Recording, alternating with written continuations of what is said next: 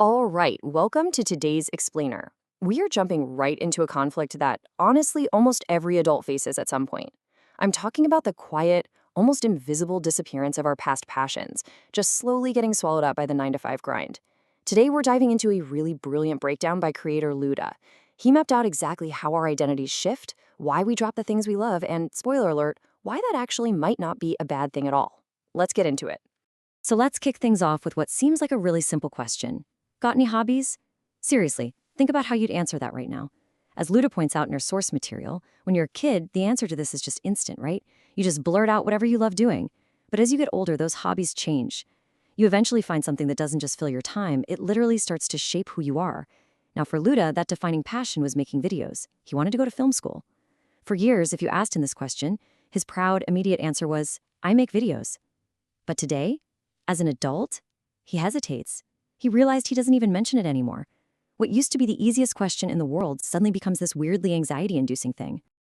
To figure out why this happens, Luda brings up this fascinating, kind of quirky rule about how life structures itself. Think about it. So many mundane, everyday concepts just naturally come in threes. You've got breakfast, lunch, and dinner. The game of rock, paper, scissors. The structure of every great story, a beginning, a middle, and an end. Luda started to realize that this rule of threes isn't just for daily routines. It actually sets the stage for a much larger, almost invisible rule that governs our entire adult lives, especially when it comes to managing our time and our identities. And here's where it gets really interesting, because this illustrates exactly what that rule looks like in practice. Luda calls it the 3-slot capacity limit. Imagine your total bandwidth, your total energy, is a pie. At any given time, Luda argues a person can really only nurture 3 major aspects of their life at once. For most of us, your career is going to demand and take up one of those massive slots right out of the gate. If you have a family or kids, boom, that is a huge second slot instantly filled, which leaves just one remaining slice of the pie for a current hobby or a personal pursuit. You literally only get 3 slots. That is the whole shebang. That's your absolute limit. Now, the crucial takeaway here, you absolutely cannot cheat this system. If you try to force a 4th identity, a 4th major pursuit into your life, the math just completely falls apart. You are guaranteeing one of 2 things is going to happen. Either you're going to burn yourself out entirely trying to juggle it all, or something currently sitting in those 3 slots is going to be severely neglected. Like, if you try to hold on to your career, your family, an intense daily gym routine, and then suddenly try to revive a hardcore filmmaking hobby, no way. Something is absolutely going to drop. Because we've only got that one flexible slot left over for our personal interests, our passions kind of have to play musical chairs based on what's going on in our lives. Let's trace Luda's own identity shifts over time. Years ago, he was firmly in the video guy slot. That was him. But then, as life changed, maybe a few months ago, his focus shifted. He started working out heavily, he became the gym guy. And then, most recently, just weeks ago, his free time was totally absorbed by fixing up and driving vehicles. He was the car guy. Notice how his passion didn't expand to include all 3 of those things at once. Instead, that single hobby slot just rotated to accommodate whatever fit his life best at that specific moment. What's really fascinating, though, is how the rest of the world reacts to this constant rotation. Luda shared this real-world moment from a team lunch with his coworkers. Somebody just casually leaned over and said, everyone is calling you the car guy now. When Luda asked why, his colleague basically pointed out that whenever he talked about his weekend, it was literally always about going for a drive or working on his car. It just shows how incredibly easy it is for new colleagues, or really anyone we meet along our career path, to box us into whatever identity happens to be sitting in that active hobby slot. And this comment from his manager just absolutely hits the nail on the head. I didn't know you were into that kind of stuff. I thought you were just a gym guy. Think about how profound that is. The manager had only ever interacted with the gym guy phase, so to them, the car guy was this huge surprise. And the video guy literally didn't even exist in their mind. The reality is, the only person who actually remembers every past version of you is you.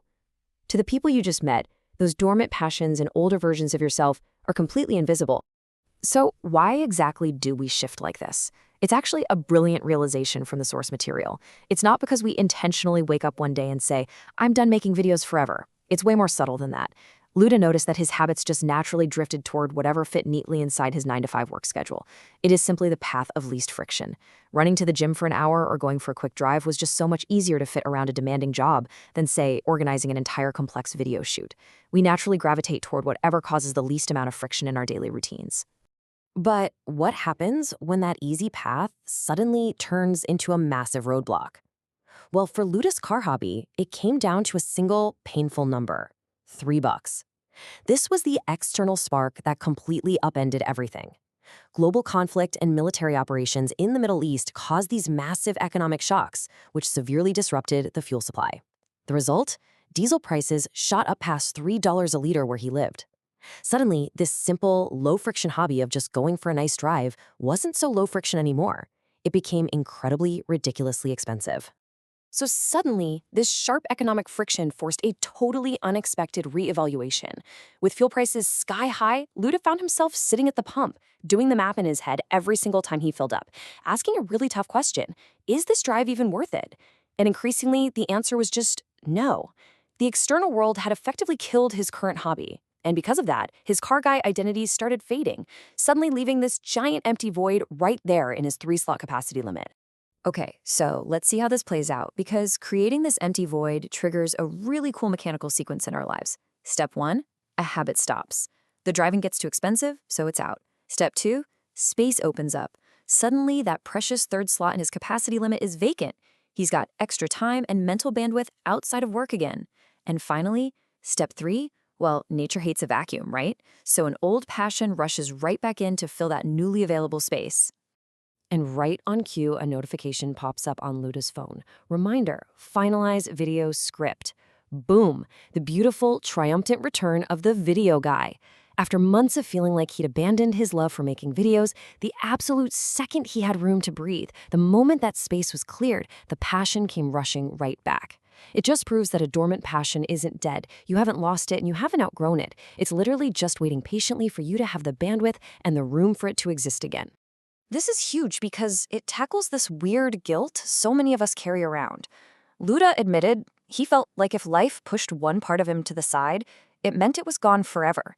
He even worried that if he still called himself the video guy to his friends while actually spending all his time as the gym guy or the car guy, he was somehow being fake or dishonest.